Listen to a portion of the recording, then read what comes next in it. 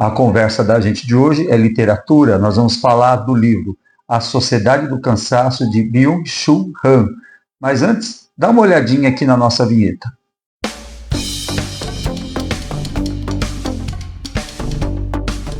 Bom, aqui está o livro do Byung-Chul Han. Ele é um livro assim, de poucas páginas, né? Nem por isso deixa de ser um livro bastante relevante, muito importante e interessante. Do que trata esse livro? Esse livro, ele fala basicamente da transição do poder. Então, a Sociedade do Cansaço, ela parte justamente da ótica do Foucault, né? E ele vai tentar mostrar que a gente está mudando a forma como o poder está se estabelecendo na nossa sociedade. É disso que o nosso autor vai falar. Só relembrando que o Byung-Chul Han, ele é coreano, né? Ele nasceu na Coreia do Sul, naturalizado alemão. Então é óbvio, justamente numa perspectiva de Foucault, é muito interessante a gente entender o que está por trás das ideias do autor, né? A gente sabe que a Coreia foi um dos países que viveu mais intensamente a questão da Guerra Fria. Isso é um dado bastante importante porque a obra ela vai comentar bastante sobre isso. Então, ele parte lá, antes de mais nada, é bom lembrar também que quando ele faz crítica a autores como Foucault ou mesmo Freud, ele não está querendo refutar os autores, mesmo porque, se a gente fazer aqui uma breve retorno ao que Foucault fala, quando ele fala sobre a sociedade disciplinadora, que tem o controle sobre as pessoas e tudo mais, o panóptico, né? Você observar, é uma sociedade que observa os indivíduos e vai controlar os indivíduos por meio das instituições. Essa ideia do Foucault ela não está morta, a gente sabe hoje mais do que nunca, que é onde a gente vai, tem-se câmeras filmando, então você, vamos dizer assim, a vigilância, o panóptico está mais presente do que nunca, mas o que acontece é que o nosso Byung-Chul Han ele vai estar falando de uma mudança, né, onde uma outra coisa que já existia vai se tornar mais presente, né, que é a sociedade do desempenho.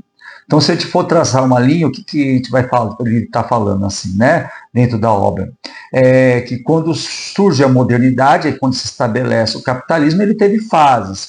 E logo ali, no início do capitalismo, até boa parte dele, o avançar ao longo do século XX, o que permeava era o raciocínio da sociedade, um raciocínio imunológico, ou seja, eu reajo ao diferente. Então, esse reagir ao diferente, na verdade, é algo muito presente na sociedade humana desde sempre, mas com o capitalismo se acirra. E como consequência disso, nós vamos ter tensões que vão ser materializadas pelas duas guerras mundiais e depois nós vamos ter a própria questão da Guerra Fria, aonde a negatividade, aquilo que me causa estranhamento, vai ser o grande motor, o condutor da mentalidade do ser humano. No entanto, a partir da virada do século XX para o século XXI, as coisas começam a mudar um pouco de proporção, né? Aonde o que se estabelece não é tanto a questão da vigilância, ou seja, as instituições vigiarem, como pensa Foucault, como Foucault mostra, e ainda, de certa medida, ainda isso permanece, né? Que é a escola, a polícia, os hospícios, os hospitais psiquiátricos, enfim, né? Todas as instituições que exercem algum tipo de vigilância sobre o indivíduo, né? A disciplinação dos corpos. O que o coreano vai estar falando aqui? Ele vai estar falando que, a partir do século XXI, a gente vai começar a observar que o controle que vai se estabelecer vai ser regido pelo neoliberalismo. Então, a obra, A Sociedade do Cansaço, ela, antes de mais nada, ela é uma crítica ao neoliberalismo, né? Não é só uma crítica como neoliberalismo, como ela vai apontar para algumas consequências. Então, você muda o foco do controle, né? Agora, quem te controla não é mais o capataz, não é mais o seu chefe, não é mais aquela pessoa que tem um poder sobre você, é você mesmo. Porque começa a se institucionalizar na cabeça das pessoas a ideia de que nós somos empresários de si mesmos, ou seja, eu vou me policiar, eu vou me cobrar, eu vou me controlar. Com isso, começa a ter um adoecimento da sociedade. Isso é muito interessante porque o Byung-Chul Han, ele vai começar a falar dessas patologias que vão no campo do neurológico, né? Como, por exemplo, depressão, TDAH, né? Hiperatividade. E se a gente passar até um pouco mais para frente, pode estar questionando até mesmo se de repente esse surto de autismo, hoje em dia parece que as pessoas estão. Isso é uma discussão séria, né? Não estou querendo dizer que nada disso não exista sem ter a causa biológica, né? Mas a gente começa a se perguntar se as condições sociais não estão fazendo aparecer esse adoecimento, né? Ou simulação de sintomas, como no caso específico do autismo. Existem estudiosos que questionam o excesso de tela como um possível disparador de, vamos dizer assim, sintomas que pode levar a um diagnóstico de autismo brando, né? Que hoje é uma possibilidade que se discute muito, e o Byung-Chul Han vai dizer isso, né? Com essa autocobrança muito grande, e isso tem muito a ver com o processo da digitalização, você vai começar a se cobrar, você não precisa mais de chefe, né? Às vezes a pessoa está em um momento de descanso e ela se sente culpada, puxa, eu poderia estar fazendo isso, né? Ou fazendo aquilo, ou fazendo aquilo outro. Você começa a levar serviço para casa sem querer, os grupos de WhatsApp, as redes sociais e toda a atividade que você fez por meio digital, que se intensificou no momento da pandemia que nós tivemos aí recentemente. Isso tudo faz com que você se torna o seu próprio tirano, né? E você começa a se cobrar e isso começa a te adoecer. Né? É justamente disso que fala o Byung-Chul Han. Então você passa a se torturar. Então você tem a questão do excesso de positividade. O que é o excesso de positividade? Antes a humanidade, a sociedade, de um modo geral, ela se baseava muito sobre a negatividade, ou seja, aquilo que eu não sou, o estrangeiro, o diferente. A partir desse momento do crescimento dessa mentalidade de excesso de positividade, eu começo a procurar me firmar quem eu sou, começo a querer destacar quem eu sou, entendeu? Então, não me importa muito o diferente, me importa eu mostrar que eu sou aquilo e que eu sempre tenho, eu sou positivo diante das situações, eu sou capaz de tudo, né? Eu tenho a minha identidade e eu afirmo ela, e eu sou capaz de tudo em cima dessa identificação. Eu meio que começo a descartar o papel do outro, eu começo a me tornar uma pessoa voltada para si mesmo. Ele aponta muito como umas coisas que fizeram isso acontecer, a questão da digitalização e as redes sociais, né? Você começa a ter essa coisa da bolha, da identificação consigo mesmo, a confirmação em você, aí você vem com a ideia de que você é empresário de si mesmo, você tem que vender o seu peixe, você é capaz de vencer tudo, e é uma ideia absurda, né? A gente sabe que e aí vem nesse lastro, né, os coaches da vida que começam a vender essa ideia de que basta você querer que você consegue.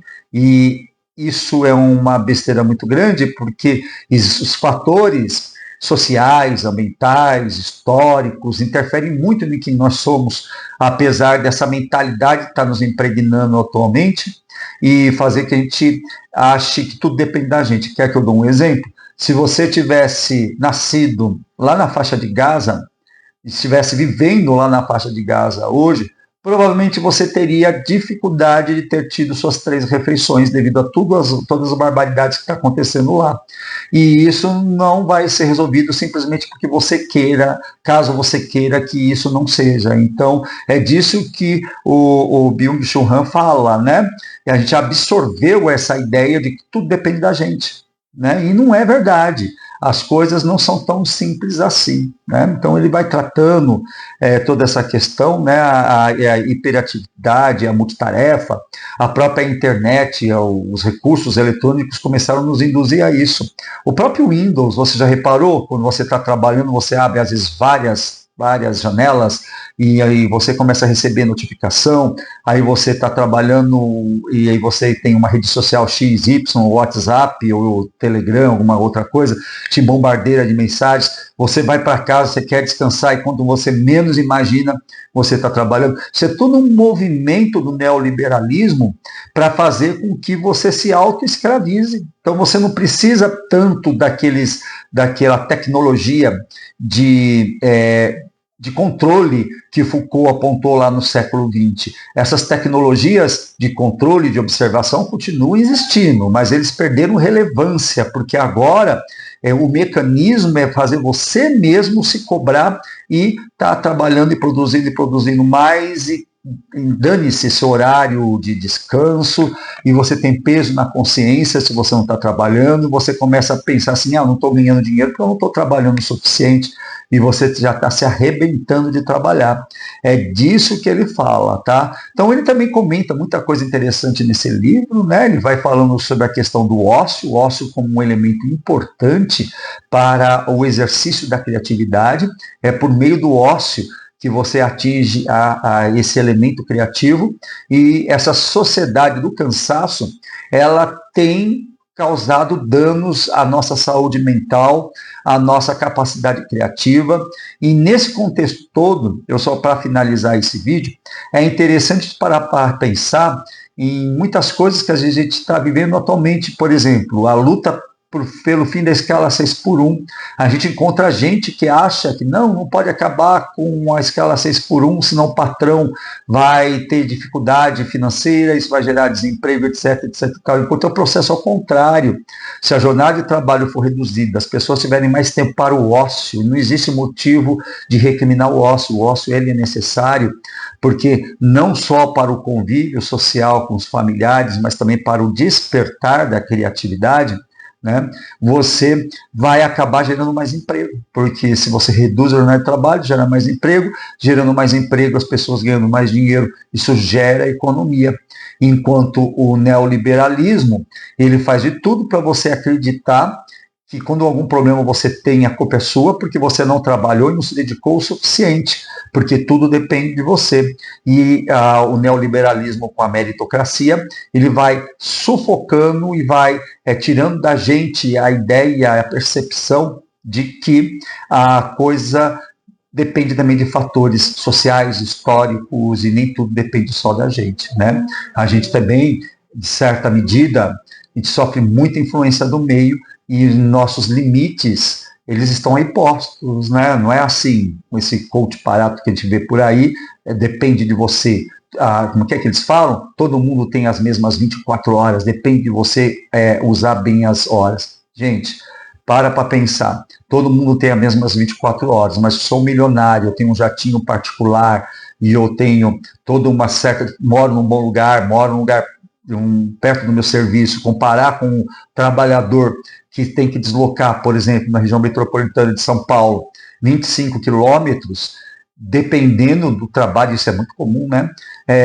Dependendo da situação, você vai gastar quase 2 horas por dia, e se der algo errado, vai ser até mais do que 2 horas por dia para você chegar no serviço e voltar do serviço para casa.